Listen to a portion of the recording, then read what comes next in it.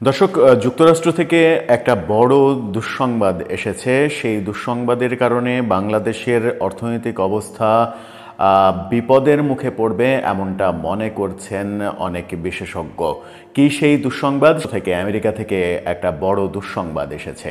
সেই দুঃসংবাদটা এসেছে ট্রাম্প প্রশাসনের প্রথম অ্যাকশন মনে করছেন অনেকে। ট্রাম্প প্রশাসন বাংলাদেশের উপরে অ্যাকশন শুরু করেছে এমনটা ভাবছেন অনেকে, যদিও ভেতরের খবরে পাওয়া যাচ্ছে যে শুধু বাংলাদেশ নয়, বেশ কিছু দেশের ওপরেই এরকম নিষেধাজ্ঞা জারি করেছে যুক্তরাষ্ট্র। অর্থনৈতিক নিষেধাজ্ঞার কথা বলছে।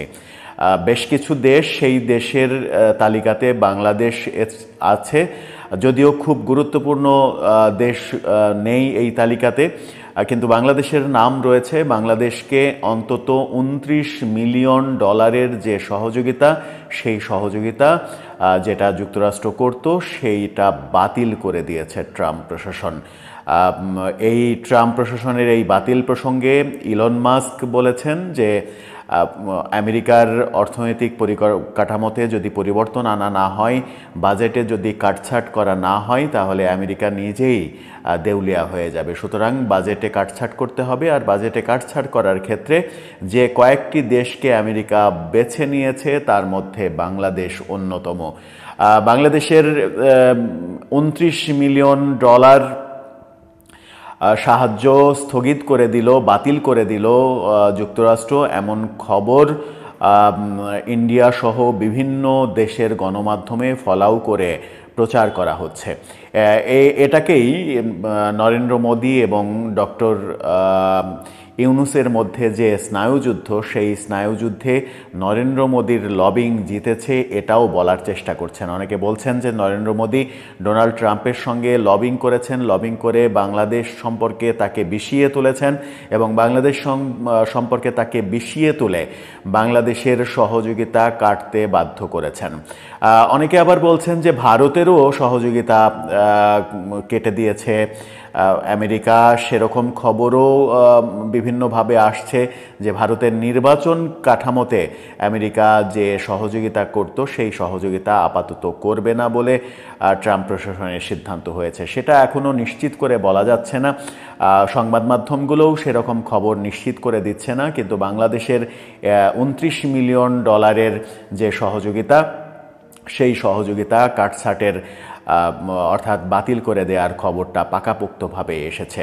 ডোনাল্ড ট্রাম্প ক্ষমতায় আসার পর থেকে বাংলাদেশের সরকারের উপরে, বিশেষ করে ডক্টর ইউনূস সরকারের ওপরে যে এক ধরনের আঘাত নেমে আসবে সেটা অনুমান করা যাচ্ছিল, সেটারই প্রথম ধাপ সম্ভবত এটা।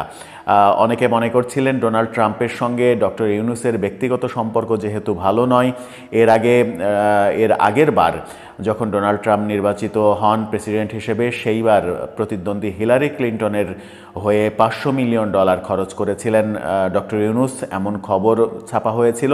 এবং তখন থেকেই, সেই নির্বাচনে বিজয়ের পর থেকেই ডোনাল্ড ট্রাম্প ডক্টর ইউনূসকে মার্ক করে রেখেছেন, এবং সেটারই প্রতিফলন এবারে শুরু হয়েছে বলে অনেকে মনে করেন। সেটাকে কেন্দ্র করেই অনেকে আবার ভাবছিলেন যে Sheikh Hasina benefit of doubt Donald ট্রাম্পের কাছে এ কারণেই আরও বেশি পেতে পারেন। সেই ক্ষেত্রে নরেন্দ্র মোদীর লবিং তো রয়েছে। নরেন্দ্র মোদী কতটুকু লবিং করে আসতে পারলেন, তার যে 13 তারিখে বৈঠক হলো, সেই বৈঠকে কতটুকু লবিং করে আসতে পারলেন, সেটা এখন হয়তো দিনে দিনে পরিষ্কার হয়ে যাবে। আরও পরিষ্কার হব আমরা সামনে। তবে আপাতত খবর হচ্ছে বাংলাদেশের ওপরে যে সাহায্য সহযোগিতার ইতিহাস, সেই ইতিহাস কাটতে শুরু করেছেন ডোনাল্ড ট্রাম্প। আপাতত $29 মিলিয়ন সাহায্য সহযোগিতা কেটে দিলেন তিনি। তাতে করে আমাদের অর্থনৈতিক অবস্থা হুমকির মুখে পড়বে কিনা, আমাদের অর্থনীতিতে একটা বড় ধাক্কা লাগবে কিনা, সামনে আরও অনেক আশঙ্কা করা হচ্ছে। বাংলাদেশের গার্মেন্টস শিল্প আমেরিকার বাজারের উপরে নির্ভরশীল। 35% গার্মেন্টস পণ্য আমেরিকার বাজারে যায়। সেটার উপরে যদি খড়গ নেমে আসে, তাহলে অর্থনীতি একেবারে পঙ্গু হয়ে যাবে বলেও অনেকে মনে করেন, এবং সেটা নেমে আসলে আশ্চর্য হবার কিছু থাকবে না বলেও অনেক বিশ্লেষক মনে করছেন। দর্শক, আপনার কি মনে হয় শেষ পর্যন্ত পরিস্থিতি কোন দিকে যাচ্ছে?